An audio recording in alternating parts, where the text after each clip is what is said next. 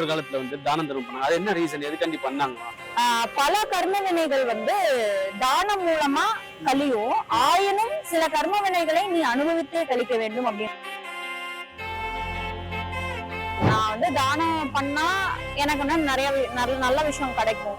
இல்ல வந்து தானம் பண்றதுனால எனக்கு புண்ணியம் சேரும்ன்றதுக்காக பண்ணக்கூடிய தானங்கள் வந்து அது சரியான அது தானங்கிற கேட்டகரியிலே வந்துட்டு வராது.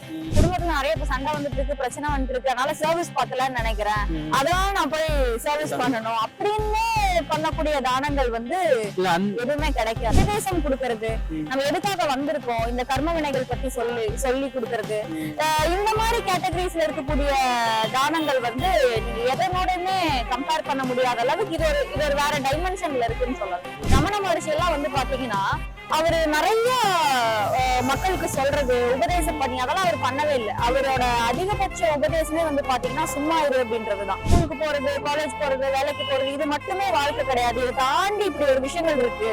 இனி எல்லாம் வந்து நம்ம பிறவி அப்படின்ற ஒரு இந்த பெரு சுழற்சியில சிக்காம இருக்கணும் அப்படின்றத நீங்க இன்னொருத்தவங்களுக்கு சொல்றீங்க பாத்தீங்களா, அது மூலமா அவங்க ஒரு சில விஷயங்களை மாத்திக்கிறாங்க பாத்தீங்களா, அதுவே வந்துட்டு ஒரு மிகப்பெரிய ஒரு ஞானதானம். இந்த மெடிடேஷன் அப்படின்ற ஒரு விஷயம் வந்து பாத்தீங்கன்னா சும்மா கண்ண மூடி உட்கார்றது மட்டுமே தியானம் கிடையாது. நீங்க எந்த தாட்டுமே இல்லாத ஒரு ஸ்டேட்டுக்குள்ள போகணும்.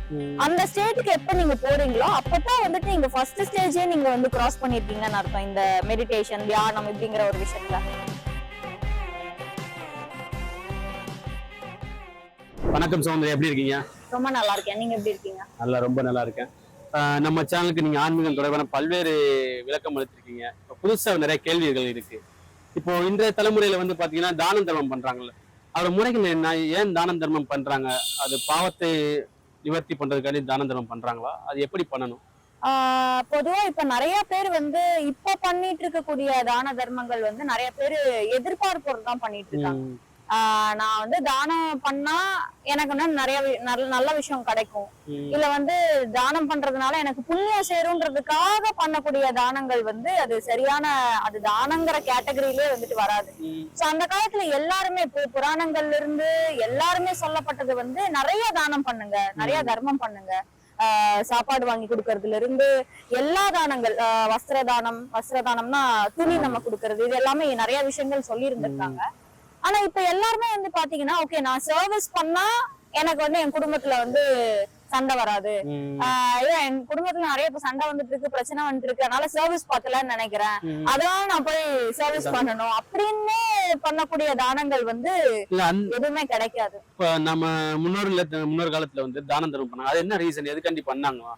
ரீசன் பொதுவாவே வந்துட்டு நம்ம ஒரு ஹெல்பிங் மைண்டடா இருக்கணும்ன்றதுதான் ஃபர்ஸ்ட். அதுக்கப்புறம் தான் வந்துட்டு நிறைய தானங்கள் பண்ணும்போது உங்களோட கர்மாவும் கழியும்ன்றது வந்து ஒரு மேஜர் ரீசனா இருந்தாலும் ஒரு எதிர்பார்ப்பு இல்லாம நீங்க செய்யக்கூடிய உதவி வந்துட்டு அது உங்களை ரொம்ப மோசமான ஒரு சூழ்நிலைகள்ல இருந்து கூட வந்துட்டு உங்களை அது காப்பாற்றும். இப்ப தர்மமும் அதான் நம்ம காசு கொடுக்குறாங்களா, அது வந்து தர்மம் தானே சொல்லுவாங்க. கண்டிப்பா அது தானம் தர்மம் பேர் தான் வேற வேறையே ஒழிய ரெண்டுமே ஒண்ணுதான்.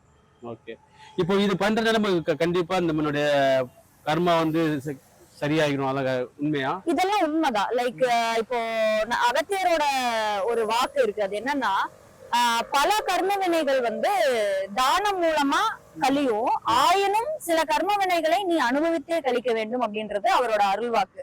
சோ அதனால ஒரு சில கர்மாஸ் தான் வந்துட்டு நீங்க தானம் தர்மம் பண்றது மூலமா கழியுமே ஒழிய ஒரு சிலதெல்லாம் வந்து நம்ம அனுபவிச்சுதான் கழிக்கணும். சோ அதனால தான தர்மம் வந்துட்டு ஒரு சிறந்த வழியா தான் இருக்கு எப்பவுமே. ஓகே, இந்த தானத்தை பத்தி நிறைய இருக்கு. ஞான தானம் ஏதாச்சும் ஒண்ணு இருக்கா?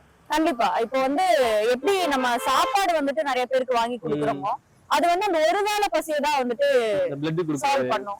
அது அதே மாதிரி ரத்த தானம் இல்ல வந்துட்டு எல்லாமே வந்துட்டு ஒரு இங்க இருக்கிற வரைக்கும் தான் அந்த ஒரு விஷயம் வந்து அவங்களுக்கு ஒரு திருப்பி கொடுக்கறது. ஆனா ஞான தானம் பொறுத்த வரைக்கும் அது அந்த ஆத்மாக்கே நம்ம சாப்பாடு போட்ட மாதிரி.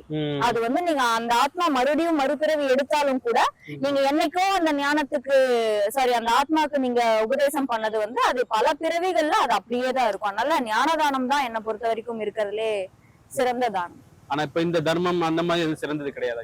அப்படி கிடையாதுன்னு சொல்லல, பட் இருக்கிறதுல சிறந்தது அப்படின்னு நீங்க கேட்டீங்கன்னா இந்த உபதேசம் கொடுக்கறது, நம்ம எதுக்காக வந்திருக்கோம், இந்த கர்ம வினைகள் பத்தி சொல்லி கொடுக்கறது, இந்த மாதிரி கேட்டகரிஸ்ல இருக்கக்கூடிய தானங்கள் வந்து நீங்க எதனோடமே கம்பேர் பண்ண முடியாத அளவுக்கு இது ஒரு வேற டைமென்ஷன்ல இருக்குன்னு சொல்லலாம். இப்ப முறைகள் என்ன? இப்ப ஞானதானம் என்ன, அது முறைகள் என்ன, எப்படி பண்ணணும் ஞானதானத்தை? ஃபர்ஸ்ட் நம்ம இன்னொருத்தவங்களுக்கு ஒரு ஞான உபதேசம் கொடுக்கறதுக்கு முன்னாடி நம்ம நிறைய விஷயங்கள்ல வந்துட்டு பக்குவப்படுறதாகட்டும், ஞானம் சார்ந்த விஷயங்கள் நம்ம முதல்ல தெரிஞ்சுக்கணும். இப்போ ஃபார் எக்ஸாம்பிள் ரமண மகரிஷி எல்லாம் வந்து பாத்தீங்கன்னா அவரு நிறைய மக்களுக்கு சொல்றது உபதேசம் பண்ணி அதெல்லாம் அவர் பண்ணவே இல்லை. அவரோட அதிகபட்ச உபதேசமே வந்து பாத்தீங்கன்னா சும்மா இரு அப்படின்றதுதான். ஆனா அதுதான் ஞானம் அவரோட கண்ணோட்டத்துல. ஆமா, நிச்சயமா. அவரு சொன்ன சும்மா இருன்றது வந்து மனதளவுல சும்மா இருக்கு, எந்த வேலைக்கும் போகாம அந்த சும்மா இரு கிடையாது. சோ இதுல வந்து ஒவ்வொரு ஞானிகளும் ஒவ்வொரு மாதிரி ஞான உபதேசங்கள் பண்ணிருக்காங்க. இப்ப மகாவதார் பாபாஜி அவரோட ஒரு ஞானம் வந்துட்டு அது ஒரு விதமா இருக்கும், ரமண மகர்ஷியோடது ஒரு விதமா இருக்கும். இப்ப சித்த மார்க்கம் அப்படின்றது அது ஒரு ஸ்ட்ரைட் ஃபார்வர்டா அது வந்துட்டு ஒரு ஆணில் அடிச்ச மாதிரி சொல்லுவாங்க. இப்ப சித்தர்கள் பொறுத்த வரைக்கும் நீ என்னதான் வந்துட்டு மந்திரம் பூஜை புனஸ்காரங்கள் இப்படி என்ன நீ பண்ணாலும் சுழுமுனையில கவனம் வைக்கக்கூடிய ஒரு நிலையை தவிர வேற எதுவுமே வந்து சிறந்த ஒரு பயிற்சி கிடையாது. சோ அதுக்காக தான் நம்ம மனிதர்கள் எல்லாமே வந்துட்டு இந்த பூமியில பிறந்திருக்கோன்றதுதான் வந்து சித்த மார்க்கம். சித்த மார்க்கம் வந்து ரொம்ப ஸ்ட்ரெயிட் ஃபார்வர்டும் கூட அண்ட் ரொம்ப ஸ்ட்ரிக்டும் கூட. சோ இந்த மாதிரி இதெல்லாம் தான் ஞானம் அப்படின்ற கேட்டகரி. சோ அந்த மாதிரி இவ்வளவு விஷயங்கள் இருக்கும்போது இப்போ அறியாமையில இருக்கக்கூடிய யாரோ ஒருத்தவங்களுக்கு போய் இந்த மாதிரி எல்லாம் நிறைய விஷயங்கள் இருக்கு, வெறும் வந்து ஸ்கூலுக்கு போறது காலேஜ் போறது வேலைக்கு போறது இது மட்டுமே வாழ்க்கை கிடையாது, இதை தாண்டி இப்படி ஒரு விஷயங்கள் இருக்கு, இனி எல்லாம் வந்து நம்ம பிறவி அப்படின்ற ஒரு இந்த பெரு சுழற்சியில சிக்காம இருக்கணும் அப்படின்றத நீங்க இன்னொருத்தவங்களுக்கு சொல்றீங்க பாத்தீங்களா, அது மூலமா அவங்க ஒரு சில விஷயங்களை மாத்திக்கிறாங்க பாத்தீங்களா, அதுவே வந்துட்டு ஒரு மிகப்பெரிய ஒரு ஞானதானம். இப்ப இருக்க காலகட்டத்துல வந்து ஞானதானம் பண்றாங்களா? இப்பெல்லாம் அது ஒரு சில பேர் வந்து பண்ணிட்டு தான் இருக்காங்க, ஒரு ப்ராப்பரா வந்து உபதேசம் கொடுக்கறது அதெல்லாம் பண்றாங்க. ஒரு பக்கம் சும்மா இருக்கிறது வந்து ஞான தானம் கிடையாது, அது ஞானம். ஆமா, அந்த சும்மா இருக்கிறது வந்து மனதளவுல சும்மா இருக்கணும். இப்ப வந்து மனசு யாருக்குமே வந்து அப்படியே எதுவுமே இல்லாம அப்படியே நிசப்தமா எல்லாம் யாருக்குமே இல்லை, ஏதோ ஒரு தாட் ப்ராசஸ் ஏதோ ஒரு ப்ராசஸ் அதுக்குள்ள போயிட்டே தான் இருக்கு. சோ மனதளவுல யாரு சும்மா இருக்காங்களோ அவங்கதான் ஞானி, அவ்வளவுதான், சிம்பிள். அததான் வந்து ரமண மகரிஷி ஒரே வார்த்தையில அவரு சும்மா எதையும் யோசிக்காம அமைதியா இருக்கிறது அதுதான் வந்து கோல். இப்ப வந்து நிறைய பேரு இந்த மெடிடேஷன் அப்படின்ற ஒரு விஷயம் வந்து பாத்தீங்கன்னா சும்மா கண்ணை மூடி உட்கார்றது மட்டுமே தியானம் கிடையாது. நீங்க எந்த தாட்டுமே இல்லாத ஒரு ஸ்டேட்டுக்குள்ள போகணும். அந்த ஸ்டேட்டுக்கு எப்ப நீங்க போறீங்களோ அப்பதான் வந்துட்டு நீங்க ஃபர்ஸ்ட் ஸ்டேஜே நீங்க வந்து கிராஸ் பண்ணிருக்கீங்கன்னு அர்த்தம் இந்த மெடிடேஷன் தியானம் இப்படிங்கிற ஒரு விஷயத்துல. சோ அதனாலதான் வந்துட்டு டூ மெடிடேஷன் சொல்ல மாட்டாங்க, பிராக்டிஸ் மெடிடேஷன் தான் சொல்லுவாங்க. சோ அதனால நீங்க பிராக்டிஸ் பண்ணி பண்ணி பண்ணி பண்ணி தான் நீங்க அந்த கடைசி ஸ்டேஜ் தான் அந்த தாட்லெஸ் ஸ்டேட் அப்படின்னு சொல்லுவாங்க. அததான் நம்ம சித்தர்கள் வந்து நிஷ்டை அப்படின்னு சொல்லுவாங்க, எதுவுமே இல்லாத ஒரு தன்மை. அந்த தன்மைக்கு போறதுக்கு நமக்கு நிறைய காலம் எடுக்கும்.